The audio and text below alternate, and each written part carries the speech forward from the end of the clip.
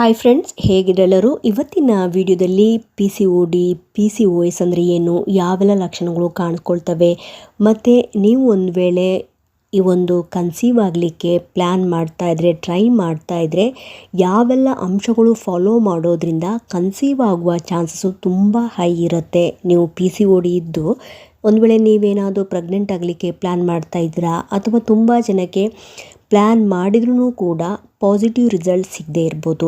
ಇವತ್ತಿನ ವಿಡಿಯೋದಲ್ಲಿ ತಿಳಿಸಿರುವಂತಹ ಟಿಪ್ಸ್ಗಳನ್ನು ನೀವು ಫಾಲೋ ಮಾಡೋದ್ರಿಂದ ಕನ್ಸೀವ್ ಆಗುವ ಚಾನ್ಸಸ್ಸು ತುಂಬಾ ಹೈ ಇರುತ್ತೆ. ಸೊ ಹಾಗಾಗಿ ಯಾರೆಲ್ಲ ಇದುವರೆಗೆ ನನ್ನ ಚಾನಲ್ನ ಸಬ್ಸ್ಕ್ರೈಬ್ ಮಾಡಿಲ್ಲ, ಪ್ಲೀಸ್ ಸಬ್ಸ್ಕ್ರೈಬ್ ಮಾಡ್ಕೊಳ್ಳಿ, ಪಕ್ಕದಲ್ಲಿರೋ ಬೆಲ್ಲೈಕನ್ನು ಕೂಡ ಕ್ಲಿಕ್ ಮಾಡ್ಕೊಳ್ಳಿ. ಫಸ್ಟ್ ಆಫ್ ಆಲ್, ಈ PCOD ಅಥವಾ PCOS ಅಂದರೆ ಒಂದೇ ಆಗಿರುತ್ತೆ. ಸಿಂಪ್ಟಮ್ಸ್ಗಳಲ್ಲಿ ವ್ಯತ್ಯಾಸ ಕಂಡುಬರುತ್ತೆ. ಸಾಮಾನ್ಯವಾಗಿ ಈ ಒಂದು ಸಮಸ್ಯೆ ಹಾರ್ಮೋನ್ಸ್ಗಳ ಇಂಬ್ಯಾಲೆನ್ಸಿಂದ ಕಂಡುಬರುತ್ತೆ. ಇದನ್ನು ಹೀಗೂ ಕೂಡ ಕರೀತಾರೆ. PCOD ಅಂದರೆ ಪಾಲಿಸಿಸ್ಟಿಕ್ ಓವೇರಿಯನ್ ಡಿಸಾರ್ಡರ್ ಅಂತ ಬರ್ಬೋದು, ಅಥವಾ PCOS ಅಂದರೆ ಪಾಲಿಸಿಸ್ಟಿಕ್ ಓವೇರಿಯನ್ ಸಿಂಡ್ರೋಮ್ ಅಂತ ಕೂಡ ಕರೀತಾರೆ. ಇದು ಸಾಮಾನ್ಯವಾಗಿ ಸಂತಾನೋತ್ಪತ್ತಿ ಮಹಿಳೆಯರಲ್ಲಿ ಇತ್ತೀಚಿನ ದಿನಗಳಲ್ಲಿ ಜಾಸ್ತಿ ಕಂಡುಬರುತ್ತೆ. ಅವರ ಜೀವನ ಶೈಲಿಯ ಬದಲಾವಣೆಯಿಂದ ಈ ಒಂದು ಸಮಸ್ಯೆ ಕಂಡುಬರ್ಬೋದು. ಮತ್ತು ಕೆಲವರಿಗೆ ಈ ಒಂದು ಸಮಸ್ಯೆ ಇದೆ ಅಂತಲೂ ಕೂಡ ಗೊತ್ತಾಗೋದಿಲ್ಲ. ಇದು ಸಾಮಾನ್ಯವಾಗಿ ನಿಮ್ಮ ಅಂಡಾಶಯವನ್ನು ಎಫೆಕ್ಟ್ ಮಾಡುತ್ತೆ. ಎಕ್ಸ್ಪೆಷಲಿ ಈಸ್ಟ್ರೋಜನ್ ಮತ್ತು ಪ್ರೊಜೆಸ್ಟ್ರಾನ್ ಎಂಬ ಹಾರ್ಮೋನ್ಸ್ಗಳ ಇಂಬ್ಯಾಲೆನ್ಸ್ನಿಂದ ಈ ಒಂದು ಸಮಸ್ಯೆ ಕಂಡುಬರುತ್ತೆ. ಸಾಮಾನ್ಯವಾಗಿ ನಾರ್ಮಲ್ ಇರುವಂತಹ ಮಹಿಳೆಯರಿಗೆ ಯಾವ ರೀತಿ ಆಗುತ್ತೆ ಅಂತ ಹೇಳಿದರೆ, ಅಂಥವರಲ್ಲಿ ಈ ಒಂದು PCOD ಸಮಸ್ಯೆ ಇಲ್ಲದವರಿಗೆ ಯಾವ ರೀತಿ ಆಗುತ್ತೆ, ಪ್ರತಿ ತಿಂಗಳು ಏನಾಗುತ್ತೆ, ಒಂದು ಪರಿಪೂರ್ಣವಾಗಿ ಬೆಳೆದ ಅಂಡಾಣು ಅಂಡಾಶಯದಿಂದ ಬಿಡುಗಡೆಯಾಗುವಂಥದ್ದು. ಆದರೆ ಯಾರು ಈ ಒಂದು PCOD ಅಥವಾ PCOSದಿಂದ ಬಳಲ್ತಿದ್ದಾರೆ ಅಂಥವರಿಗೆ ಈ ಒಂದು ಪ್ರೋಸೆಸ್ನಲ್ಲಿ ಸಮಸ್ಯೆ ಉಂಟಾಗುತ್ತೆ. ಈ PCOD, PCOS ಇದ್ದವರಿಗೆ ಏನಾಗುತ್ತೆ ಅಂತ ಹೇಳಿದರೆ, ಪ್ರತಿ ತಿಂಗಳು ಈ ಒಂದು ಫಾಲಿಕಲ್ಸ್ ಪರಿಪೂರ್ಣವಾಗಿ ಬೆಳೆದುಕೊಳ್ಳೋದಿಲ್ಲ. ಬೆಳೆದುಕೊಳ್ಳದೇ ಇರೋದ್ರಿಂದ ಅದರಲ್ಲಿರುವಂತಹ ಮೊಟ್ಟೆ ಪರಿಪೂರ್ಣವಾಗಿ ಬೆಳೆದು ರಿಲೀಸ್ ಆಗದೆ ಅದರ ಬದಲು ಏನಾಗುತ್ತೆ, ಅಲ್ಲೇ ಸಿಸ್ಟ್ಗಳಾಗಿ ಅದು ಫಾರ್ಮ್ ಆಗುತ್ತೆ. ಹೀಗೆ ಪ್ರತಿ ತಿಂಗಳು ಆ ಫಾಲಿಕಲ್ಗಳು ಮೆಚ್ಯೂರ್ಡ್ ಆಗಿ ಬೆಳೆದೆ ಅಥವಾ ಪರಿಪೂರ್ಣವಾಗಿ ಬೆಳೆದೆ ಅಲ್ಲೇ ನೀರಿನ ಗುಳ್ಳೆಗಳಾಗಿ ಅಥವಾ ಸಿಸ್ಟ್ಗಳಾಗಿ ಫಾರ್ಮ್ ಆಗ್ತವೆ. ಇದಕ್ಕೆ ಮೇಯ್ನ್ ಕಾರಣ ಹಾರ್ಮೋನ್ಸ್ಗಳಲ್ಲಾಗುವಂಥ ಅಸಮತೋಲನ. ಇದನ್ನೇ PCOD ಅಥವಾ PCOS ಅಂತ ಕರಿತೀವಿ. ಇದರಿಂದ ಯಾರು ಸಫರ್ ಆಗ್ತಾ ಇರ್ತಾರೆ ಅಂಥವರಿಗೆ ಕನ್ಸೀವ್ ಆಗಲಿಕ್ಕೆ ಸ್ವಲ್ಪ ಕಷ್ಟ ಆಗುತ್ತೆ, ಅಥವಾ ಅವರಿಗೆ ಡಾಕ್ಟ್ರ್ ಹೆಲ್ಪ್ ಕೂಡ ಬೇಕಾಗ್ಬೋದು. ಅದರ ಜೊತೆಗೆ ಅವರ ಒಂದು ಜೀವನ ಶೈಲಿಯನ್ನು ಕೂಡ ಅವರು ಚೇಂಜ್ ಮಾಡ್ಕೋಬೇಕಾಗತ್ತೆ. ಸೊ ಇವತ್ತಿನ ವಿಡಿಯೋದಲ್ಲಿ ಯಾವೆಲ್ಲ ಟಿಪ್ಸ್ಗಳನ್ನು ಫಾಲೋ ಮಾಡೋದ್ರಿಂದ ಕನ್ಸೀವ್ ಆಗುವ ಚಾನ್ಸಸ್ ಹೈ ಇರುತ್ತೆ ಅಂತ ನೋಡ್ತಾ ಹೋಗೋದಾದರೆ, ಈ ಸಮಸ್ಯೆ ಸಾಮಾನ್ಯವಾಗಿ ನಿಮ್ಮ ಜೀವನ ಶೈಲಿಯ ಬದಲಾವಣೆಯಿಂದ ಬರುವಂಥದ್ದು. ಸೊ ಹಾಗಾಗಿ ಒಂದು ಹೆಲ್ತಿ ಜೀವನ ಶೈಲಿಯನ್ನು ನೀವು ಕಾಪಾಡ್ಕೋಬೇಕಾಗತ್ತೆ. ಉತ್ತಮ ಜೀವನ ಶೈಲಿಯನ್ನು ನೀವು ಅನುಸರಿಸ್ತಾ ಬರಬೇಕಾಗತ್ತೆ. ಎರಡನೇದು, ಈ PCOD ಇದ್ದವರು ತುಂಬ ಜಾಸ್ತಿನೇ ವೆಯ್ಟ್ ಗೇನ್ ಆಗ್ತಾರೆ, ಅಥವಾ ಇನ್ನು ಕೆಲವರು ತುಂಬ ಸಪೂರ ಆಗ್ತಾ ಹೋಗ್ತಾರೆ. ಸೊ ಹಾಗಾಗಿ ನೀವೇನು ಮಾಡಬೇಕು, ಅಂಥವರು ನಿಮ್ಮ ವೆಯ್ಟನ್ನು ನೀವು ಹೆಲ್ತಿಯಾಗಿಟ್ಕೊಳ್ಳೋಕ್ಕೆ ಪ್ರಯತ್ನ ಪಡಬೇಕಾಗತ್ತೆ. ಒಂದು ಹೆಲ್ತಿ ವೆಯ್ಟ್ ಗೇನನ್ನು ನೀವು ಮೇಂಟೈನ್ ಮಾಡಬೇಕಾಗತ್ತೆ. ನೆಕ್ಸ್ಟ್ ಒನ್, ಜಾಸ್ತಿ ಶುಗರ್ ಕಂಟೆಂಟ್ ಇರುವಂಥ ಫುಡ್ಗಳನ್ನು ನೀವು ಆದಷ್ಟು ಅವಾಯ್ಡ್ ಮಾಡಬೇಕಾಗತ್ತೆ. ಇದರ ಜೊತೆಗೆ ನಿಮಗೇನಾದರೂ ಬ್ಯಾಡ್ ಹ್ಯಾಬಿಟ್ಸ್ ಇದ್ದರೆ, ಲೈಕ್ ಆಲ್ಕೋಹಾಲ್ ಇರ್ಬೋದು, ಅಥವಾ ಸ್ಮೋಕಿಂಗ್ ಮಾಡುವಂಥ ಅಭ್ಯಾಸಗಳಿದ್ರೆ ಇದನ್ನು ದಯವಿಟ್ಟು ನೀವು ಬಿಟ್ಬಿಡಬೇಕಾಗತ್ತೆ. ನೆಕ್ಸ್ಟ್, ರೆಗ್ಯುಲರ್ ಎಕ್ಸಸೈಸ್ ಮಾಡೋದನ್ನು ಅಭ್ಯಾಸ ಮಾಡ್ಕೋಬೇಕಾಗತ್ತೆ. ಆದಷ್ಟು ಸ್ಟ್ರೆಸ್ ಫ್ರೀ ಆಗಿರಲಿಕ್ಕೆ ನೀವು ಪ್ರಯತ್ನ ಪಡಬೇಕಾಗತ್ತೆ. ತುಂಬ ಟೆನ್ಷನ್ ಮಾಡೋದು ಇವೆಲ್ಲ ಈ ಒಂದು ಸಮಯದಲ್ಲಿ ಅದು ಎಫೆಕ್ಟ್ ಮಾಡುವಂಥದ್ದು ಜಾಸ್ತಿ ಇರುವಂಥದ್ದು. ಇವಾಗ ಒಂದು ವೇಳೆ ನೀವು ತುಂಬ ಟೆನ್ಷನ್ ಮಾಡಿಕೊಂಡ್ರೆ ಅದು ನೇರವಾಗಿ ನಿಮ್ಮ ಅಂಡೋತ್ಪತ್ತಿಯ ಮೇಲೆ ಪರಿಣಾಮ ಬೀರೋದ್ರಿಂದ ನಿಮಗೆ ಮುಂದೊಂದು ದಿನ ಇದೂ ಕೂಡ ಒಂದು ಬಂಜೆತನ ಆಗಲಿಕ್ಕೂ ಕೂಡ ಕಾರಣ ಆಗ್ಬೋದು. ಸೊ ಹಾಗಾಗಿ ಆದಷ್ಟು ರಿಲ್ಯಾಕ್ಸ್ ಆಗಿರಲಿಕ್ಕೆ ಪ್ರಯತ್ನ ಪಡಬೇಕಾಗತ್ತೆ. ಮತ್ತು ಸಾಕಾಗುವಷ್ಟು ನೀವು ನಿದ್ದೆ ಮಾಡಬೇಕಾಗತ್ತೆ. ಅಟ್ಲೀಸ್ಟ್ ಒಂದು 8 hours ಆದ್ರೂ ಕೂಡ ನೀವು ನಿದ್ದೆ ಮಾಡಬೇಕಾಗತ್ತೆ. ಮತ್ತು ನಿಮ್ಮ ಪೀರಿಯಡ್ ಸೈಕಲ್ನೂ ಕೂಡ ನೀವು ಚೆಕ್ ಮಾಡ್ಕೋಬೇಕಾಗತ್ತೆ. ನಿಮಗೆ ಪೀರಿಯಡ್ ಸೈಕಲ್ ರೆಗ್ಯುಲರ್ ಇದೆಯಾ ಅಥವಾ ಇರೆಗ್ಯುಲರ್ ಪೀರಿಯಡ್ ಸೈಕಲ್ ಇದೆಯಾ ಅಂತೇಳಿ ನೀವು ಫಸ್ಟ್ ಚೆಕ್ ಮಾಡಬೇಕಾಗತ್ತೆ. ಇದರ ಜೊತೆಗೆ ನೀವು ನಿಮಗೆ ಯಾವಾಗ ಓಲೇಷನ್ ಆಗ್ತಾ ಇದೆ ಅಂತ ಹೇಳಿ ನೀವು ಓಲೇಷನ್ ಟ್ರ್ಯಾಕ್ ಕೂಡ ಮಾಡ್ಕೋಬೇಕಾಗತ್ತೆ. ಇದಕ್ಕೆ ಬೇಕಾದರೆ ನೀವು ಓಲೇಷನ್ ಕಿಟ್ಟನ್ನು ಕೂಡ ಯೂಸ್ ಮಾಡ್ಬೋದು, ಅಥವಾ ಓಲೇಷನ್ ಸಿಂಪ್ಟಮ್ಸನ್ನು ನೀವು ಗಮನದಲ್ಲಿ ಇಟ್ಕೊಂಡು ಬೇಕಾದ್ರೆ ಕಾಂಟ್ಯಾಕ್ಟ್ ಇಟ್ಕೊಂಡ್ರೆ ಕನ್ಸೀವ್ ಆಗುವ ಚಾನ್ಸಸ್ ತುಂಬಾ ಹೈ ಇರುತ್ತೆ. ಓಲೇಷನ್ ಅಂದರೆ ಏನು, ಯಾವೆಲ್ಲ ಸಿಂಪ್ಟಮ್ಸ್ಗಳು ಕಾಣಿಸ್ಕೊಳ್ತವೆ, ಮತ್ತು ಓಲೇಷನ್ನ ಯಾವ ರೀತಿ ಟ್ರ್ಯಾಕ್ ಮಾಡಬೇಕು ಅನ್ನೋದರ ಬಗ್ಗೆ ಹಿಂದಿನ ವಿಡಿಯೋದಲ್ಲಿ ನಾನು ಡೀಟೇಲ್ಸಾಗಿ ತಿಳಿಸ್ಕೊಟ್ಟಿದ್ದೀನಿ. ಅದನ್ನು ಬೇಕಾದರೆ ನೀವು ಚೆಕ್ ಮಾಡ್ಕೋಬೋದು. ಹೆಲ್ತಿ ಡಯಟನ್ನು ನೀವು ಫಾಲೋ ಮಾಡಬೇಕಾಗತ್ತೆ. ಲೈಕ್ ಜಾಸ್ತಿ ವೆಜಿಟೇಬಲ್ಸ್ ಇಡ್ಬೋದು, ಅಥವಾ ಇದನ್ನು ಜಾಸ್ತಿ ನೀವು ಸೇವಿಸಬೇಕಾಗತ್ತೆ. ನೀರನ್ನು ಜಾಸ್ತಿ ಕುಡಿಬೇಕಾಗತ್ತೆ. ಆದಷ್ಟು ಕಾಫಿನ ಅವಾಯ್ಡ್ ಮಾಡಬೇಕಾಗತ್ತೆ. ಇದರ ಜೊತೆಗೆ ಯೋಗ, ಮೆಡಿಟೇಷನ್ ಇವುಗಳನ್ನು ಕೂಡ ನೀವು ಅಭ್ಯಾಸ ಮಾಡ್ಕೋಬೇಕಾಗತ್ತೆ.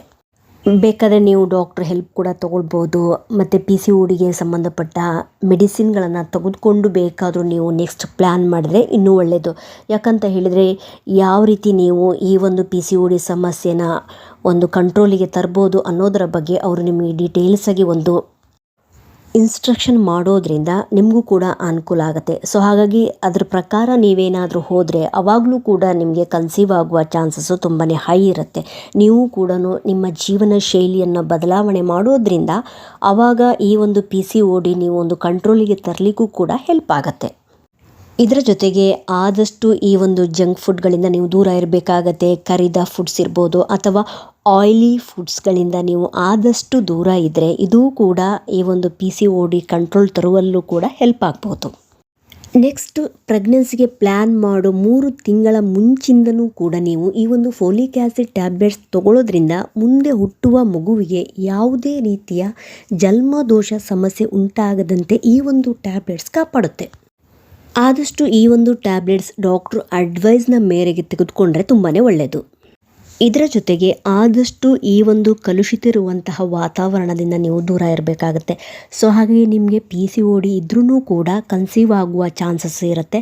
ಅದ್ರ ಬಗ್ಗೆ ನೀವು ವರಿ ಮಾಡ್ಕೊಳ್ಳುವಂಥ ಅವಶ್ಯಕತೆ ಇರೋದಿಲ್ಲ. ಸೊ ಹಾಗಾಗಿ ನೀವೇನು ಮಾಡಬೇಕು, ಫಸ್ಟು ಈ ರೀತಿ ನಿಮಗೆ ಒಂದು ವೇಳೆ PCOD ಇದೆ ಅಂತೇಳಿ ಗೊತ್ತಾದರೆ ನಿಮ್ಮ ಜೀವನ ಶೈಲಿಯನ್ನು ಫಸ್ಟು ನೀವು ಬದಲಾವಣೆ ಮಾಡ್ಕೋಬೇಕಾಗತ್ತೆ. ಇದರ ಜೊತೆಗೆ ಹೆಲ್ತಿ ಡಯಟನ್ನು ಫಾಲೋ ಮಾಡ್ಕೋಬೇಕಾಗತ್ತೆ. ಆದಷ್ಟು ನೀವು ಸ್ಟ್ರೆಸ್ ಫ್ರೀ ಆಗಿರಬೇಕು, ಸಾಕಾಗುವಷ್ಟು ನಿದ್ದೆ ಮಾಡಬೇಕು, ರೆಗ್ಯುಲರ್ ಎಕ್ಸಸೈಸ್ ಮಾಡಬೇಕು.